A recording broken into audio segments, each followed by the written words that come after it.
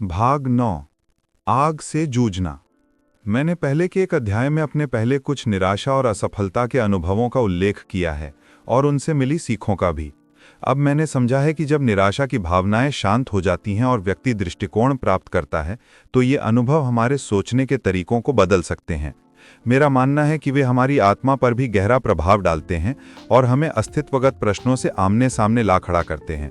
जब ऐसा होता है तो हमें उन घटनाओं को स्वीकार करना चाहिए और उनका विश्लेषण करना चाहिए कि हमने कैसे प्रतिक्रिया दी। क्या हमने उन्हें बस लहरों की तरह हम पर बह जाने दिया या हमने गहराई में जाकर उनसे अपने बारे में कुछ समझने की कोशिश की। ये कहने की आवश्यकता नहीं है कि आमतौर पर बड़े पैमाने की घटनाएं ही हमारे भीतर कुछ बुनियादी स्तर पर परिवर्तन लाती हैं। जब हम उन लोगों की ऊंची अपेक्षाओं और मानकों पर खरे नहीं उतर पाते जिन्हें हम सबसे अधिक महत्व देते हैं, या ऐसे कार्यों में शामिल होते हैं जो लाखों लोगों के जीवन को प्रभावित करते हैं, या जब ये जीवन और मृत्यु का प्रश्न होता है, ये वे क्षण होते हैं जब हमारा आत्मबोध और हमारा अहम गहरे परिवर्तन से गुजरता है। मैं अपने कार्य जीवन से ऐसे कुछ पड़ावों को याद कर सकता हूँ।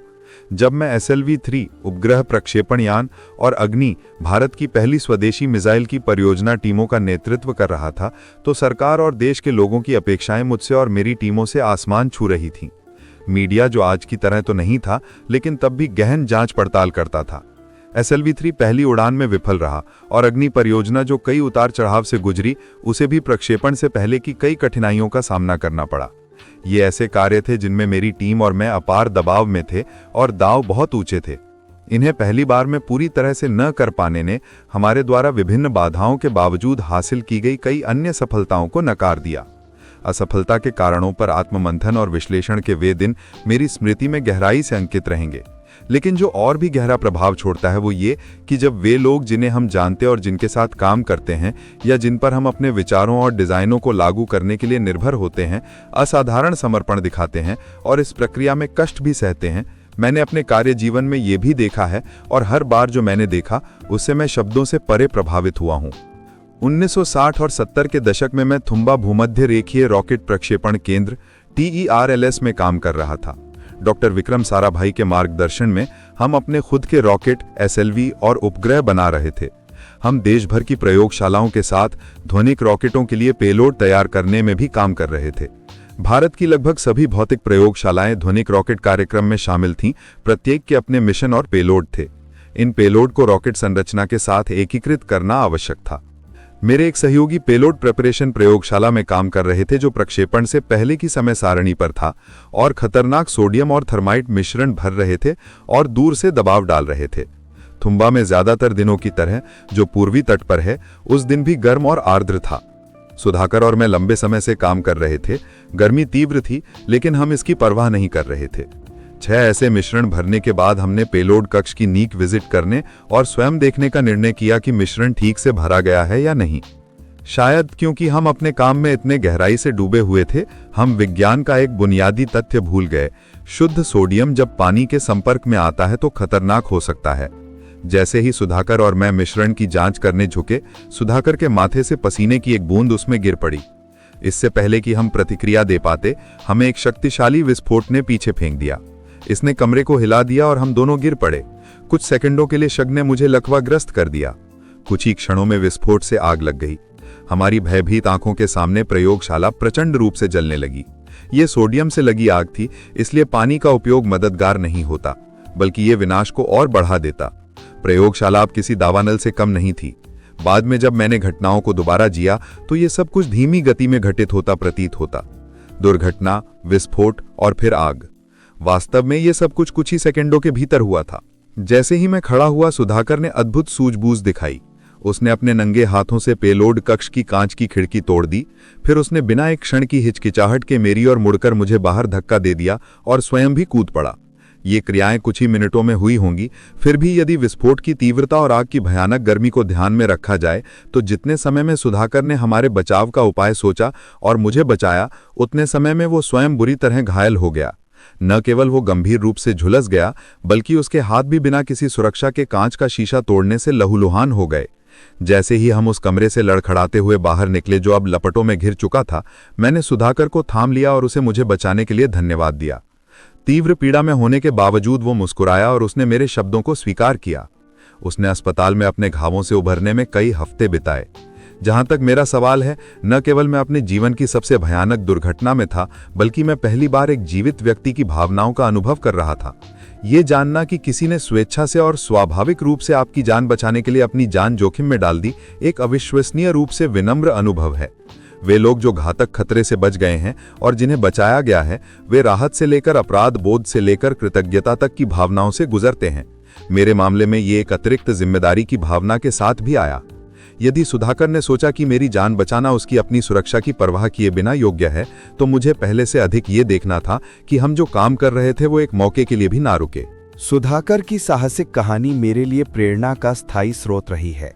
जब भी मुझे लगता है कि मैं जीवन की छोटी छोटी बातों को महत्व देने लगा हूं, जब मुझे लगता है कि मैं बड़ी तस्वीर से नजरें हटा रहा हूं, शायद इस तथ्य से नजरें हटा रहा हूं कि मैं अरबों की मानवता में से केवल एक हूं और इस ब्रह्मांड में एक कण से भी कम हूं, उन समयों में मैं इस अविश्वसनीय व्यक्ति को याद करता हूं। वह किसी और की तरह दिखता था, हम सबकी तरह एक वैज्ञानिक अपना काम कर रहा था। फिर भी उसने आत्मसुरक्षा के सबसे बुनियादी भय से ऊपर उठकर कुछ असाधारण किया। एक और घटना है जो आज भी जब मैं इसके बारे में सोचता हूं तो मेरे हृदय पर दर्दनाक छाप छोड़ देती है। यह 1999 की अरक्कोनम दुर्घटना थी। इसने मेरे भीतर गहरे दुख का कुआं छोड़ दिया और मेरे अहंकार ढांचे को हमेशा के लिए बदल दिया। इसके तुरंत बाद मैंने इसकी महत्ता को आत्मसात कर लिया, लेकिन अपनी भावनाओं को काम के पहाड़ के नीचे दबा दिया। यह केवल वर्षों बाद एक करीबी मित्र से बात करते समय, जब हम एक पुस्तक लिख रहे थे, तब मैं अपनी भावनाओं को व्यक्त कर सका और बिना पछतावे और दुख में डूबे जो हुआ उसे दोहरा सका। 11 जनवरी 1999 को 2 विमान बेंगलुरु से अरक्कोनम तट की ओर वायु निगरानी मंच ASP के लिए एक वैज्ञानिक मिशन पर उड़ान भरे। एक एवरो था जिस पर विमान निगरानी प्रणाली एक मोटोडोम विमान शरीर पर लगी डिश जैसी संरचना के रूप में लगी हुई थी। यह 10,000 फीट की ऊंचाई तक पहुंचा और उस तट की ओर बढ़ा जहां रडार परीक्षण किया जा रहा था। एवरो के उड़ान भरने के 15 मिनट पहले एक AN-32 विमान, जो रडार परीक्षण के लिए लक्ष्य विमान था, ने भी बेंगलोर से उड़ान भरी थी।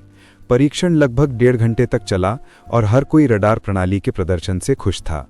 AN-32 ने शाम को 4 बजे के आसपास अरक्कोनम में उतर गया। एवरो ASP विमान ने भी इस समय के आसपास अरक्कोनम की ओर पाठ्यक्रम निर्धारित किया। जब इसने 10,000 से 5,000 फीट तक उतरना शुरू किया तो सब कुछ ठीक था, लेकिन जब एवरो रनवे से लगभग 5 नॉटिकल माइल दूर था, 3,000 और 5,000 फीट के बीच की ऊंचाई पर मोटोडोम गिर गया। अचानक असंतुलन ने विमान को असंतुलित कर दिया और यह तुरंत दुर्घटनाग्रस्त हो गया। बोर्ड पर 8 आदमी थे, सभी की मृत्यु हो गई। मुझे यह समाचार उस समय मिला जब मैं साउथ ब्लॉक में रक्षा अनुसंधान परिषद की बैठक में था। मैंने बैठक बीच में छोड़ दी और बेंगलुरु के लिए उड़ गया। वायुसेना प्रमुख AY टिपनिस भी वहां थे। आने वाले दिन सबसे हृदय विदारक थे। मैं शोकातुर परिवारों से मिला, युवा पत्नियां, कुछ शिशुओं के साथ।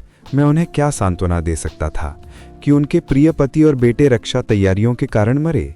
क्या यह लोगों के लिए किसी सांत्वना का विषय होता है जब उनके बुरे भय सच हो जाते हैं?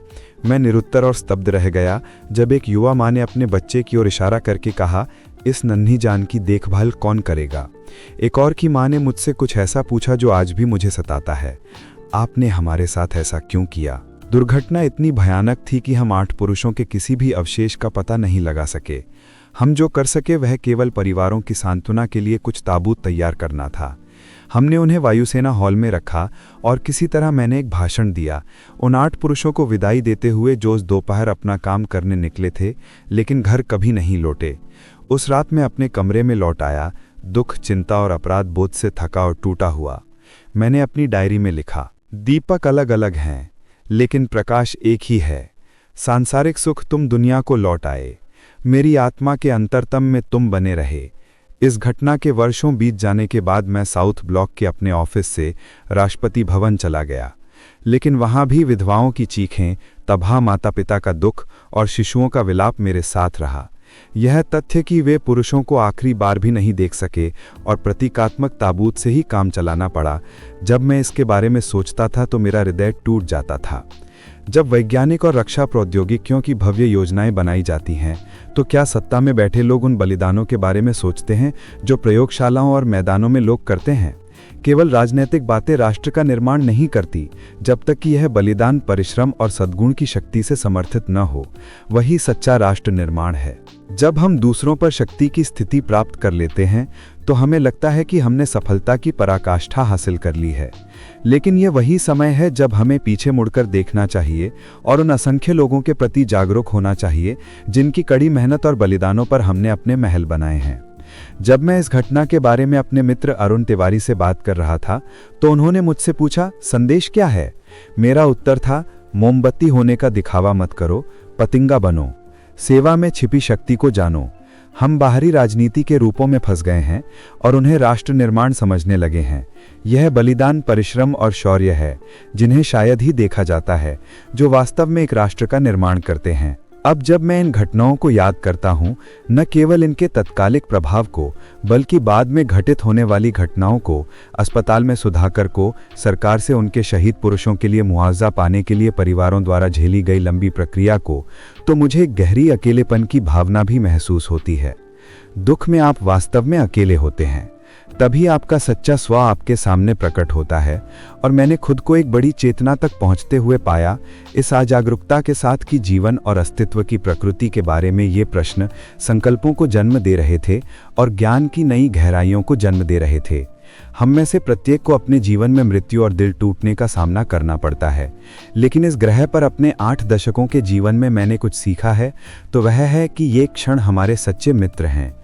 आनंद क्षणिक है, जबकि सच्ची खुशी और शांति हमें केवल तीव्र पीड़ा के बाद ही मिल सकती है, जब हमने अपनी आत्मा के दर्पण में खुद का सामना किया हो और स्वयं को समझ लिया हो। अगर आपको ये ऑडियो बुक अच्छी लगी तो नेक्स्ट पार्ट के लिए चैनल को सब्सक्राइब कीजिए। मैं बहुत ही जल्दी इसका 10वां भाग डालूंगा।